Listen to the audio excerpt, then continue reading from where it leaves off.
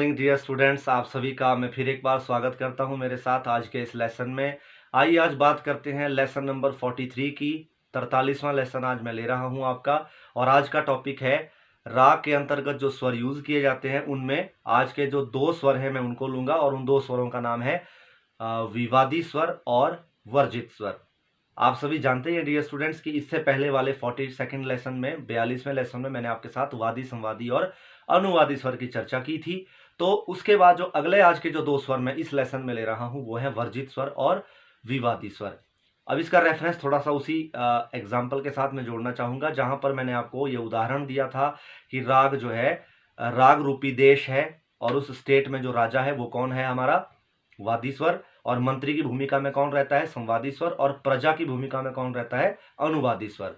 आइए अब बात करते हैं कि जब एक राजा है, किसी देश में कोई राजा होता है, मंत्री होते हैं, उसकी प्रजा होती है, तो उसके दुश्मन भी तो होते हैं।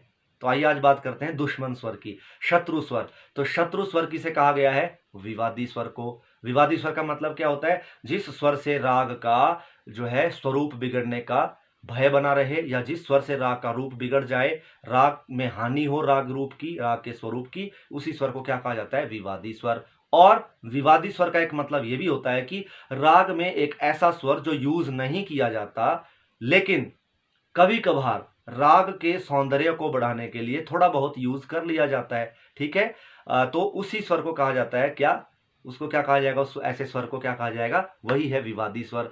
आइए अब बात करते हैं राग में एक ऐसे स्वर की जो वर्जित स्वर है। तो वर्जित स्वर को इंग्लिश में कहा जाता है एब्सेंट नोट या omitted note, OMITTED, omitted note. और विवादी स्वर को कहा जाता है डिस्प्यूटेड नोट, जो डिस्प्यूट पैदा करे वो डिस्प्यूटेड नोट। तो विवादी स्वर आप समझ गए कि ऐसा स्वर जो राग में प्रयोग नहीं किया जाता, या जिस स्वर से राग की हानि हो, राग का शत्रु स्वर। यानी मैंने आपको कहा था राग एक देश है, राग रूपी देश का एक दुश्मन भी तो होगा। जब वादी स्वर राजा है तो उनके दुश्मन भी तो होंगे। तो वादी, संवादी और अनुवादी स्वर का प्रजा, राजा और मंत्री का जो दुश्मन स्वर है वो क्या है, विवादी स्वर। तो विवादी स्वर यानी जो विवाद पैदा करे। लेकिन विवादी स्वर का एक मतलब यह भी होता है कि ऐसा स्वर उस राग का जो राग में यूज तो नहीं किया जाता, लेकिन कभी कभार उसको यूज कर लिया जाता है। किस वजह से, राग की सुंदरता को बढ़ाने के लिए। अब इसका मैं आपको एग्जाम्पल भी देता हूं बाद में। आइए अब समझते हैं वर्जित स्वर क्या है। ऐसा स्वर जो राग में बिल्कुल भी किसी भी हाल में यूज नहीं किया जाएगा, टोटली एब्सेंट।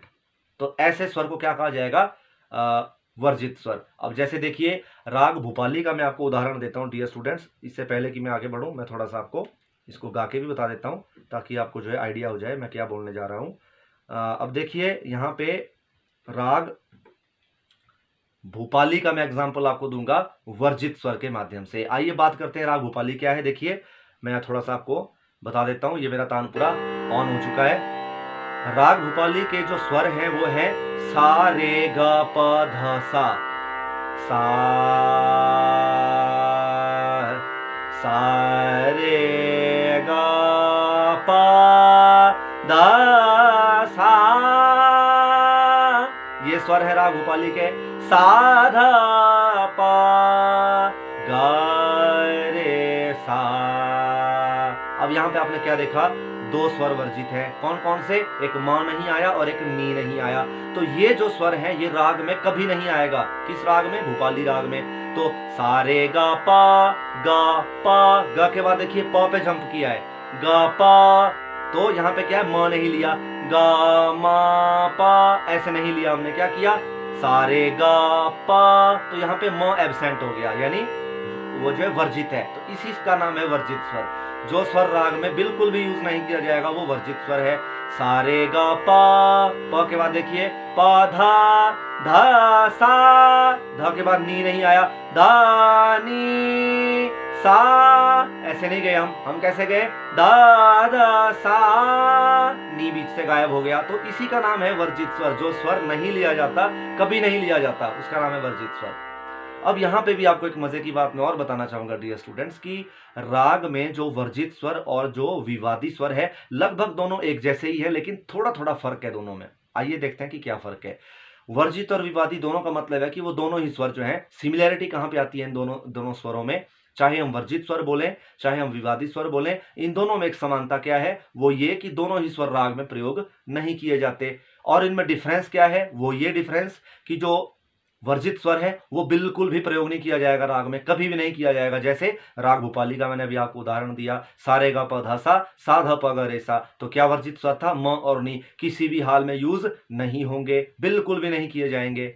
ठीक है, इसी का नाम है वर्जित स्वर। लेकिन विवादी स्वर एक ऐसा स्वर है, हालांकि राग में यूज तो नहीं होता, लेकिन कभी कभार यूज होता है। तो जो कभी कभार यूज होता है, थोड़ा बहुत ही सही, यूज तो होता है ना कभी कभार, तो उसी का नाम है विवादी स्वर। ये डिफरेंस है, वर्जित स्वर कभी भी यूज नहीं होगा, लेकिन विवादी स्वर कभी कभार यूज हो जाएगा। हालांकि होता वो एब्सेंट ही है, राग में कभी यूज नहीं किया जाता, लेकिन कभी कभार उसका यूज कर लिया जाता है। तो यहां से विवादी स्वर थोड़ा सा अलग हो जाता है वर्जित स्वर से, तो ये आपने हमेशा ध्यान रखना है। और क्यों वो अलग हो जाता है, क्योंकि वो राग में कभी कभार यूज इसलिए होता है क्योंकि राग का सौंदर्य बढ़ाना है।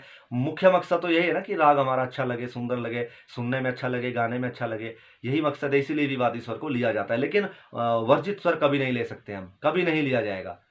ठीक है, क्लियर।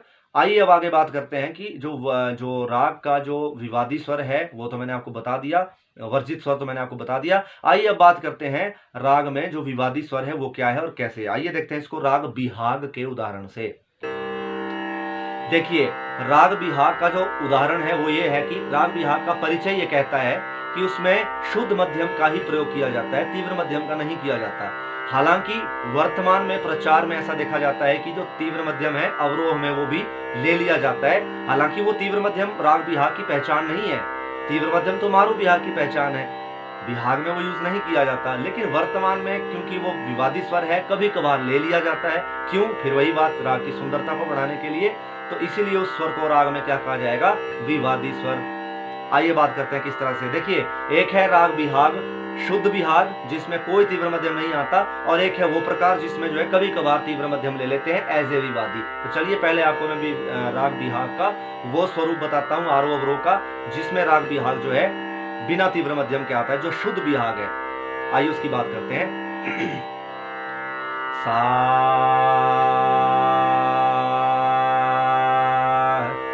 सा गा मा पा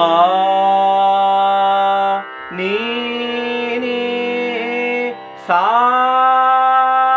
तो क्या स्वर हुए, सा गा मा पा नी सा, सा नी धा पा मा गा रे सा, सा गा मा पा नी सा, ये बिहाग होता है। अब अवरोह देखिए संपूर्ण जाती है, लेकिन ध और रे को जल्दी लिया जाता है। सा नी धा पा मा गा रे सा, म पे ध्यान दीजिएगा, मा शुद्ध मा गा रे सा, तो ये वाला जो अवरोह आता है ये शुद्ध बिहाग का अवरोह है। और अब मैं आपको बताता हूं तीव्र मध्यम का विवादी स्वर लिया हुआ अवरोह जो है, जो प्रचार में आजकल देखा जाता है, वो ये है, सा नी धा पा मा, ये आया वो तीव्र मा विवादी, मा पा गा मा गा रे सा। आइए फिर एक बार देखते हैं ये वाला अवरोह, सा नी धा पा मा पा गा मा गा रे सा। तो ये है डियर स्टूडेंट्स डिफरेंस किसका, विवादी स्वर का। तो आपने देखा यहाँ पे तीव्र मध्यम जो है मैंने एक विवादी के रूप में क्षणिक राग की सुंदरता को बढ़ाने के लिए लिया। मैंने आपको एग्जांपल दिया शुद्ध बिहाग का और उस बिहाग का जहां पे तीव्र म को विवादी के नाते लिया जाता है। तो this is the difference between विवादी स्वर एंड वर्जित स्वर। और वर्जित स्वर क्या होता है, विवादी स्वर क्या होता है, आज हमने बड़े डिटेल में चर्चा की है। तो उम्मीद करता हूं आपको आज का ये लेसन समझ में आया होगा डियर स्टूडेंट्स। ये बहुत बेसिक लेसन है डियर स्टूडेंट्स, मैं बड़ी मेहनत से आपके लिए लेसन बता रहा हूं, बना रहा हूं, ताकि आपके सारे कॉन्सेप्ट क्लियर हो जाएं कि हम जो गाते हैं वो गाने का हमें आनंद भी आए और हमें वास्तव में एक ज्ञान सहित आनंद आए, उसका कुछ मजा और होता है। तो चलिए आज का लेसन यहीं समाप्त करता हूँ। Bye bye and have a musical day.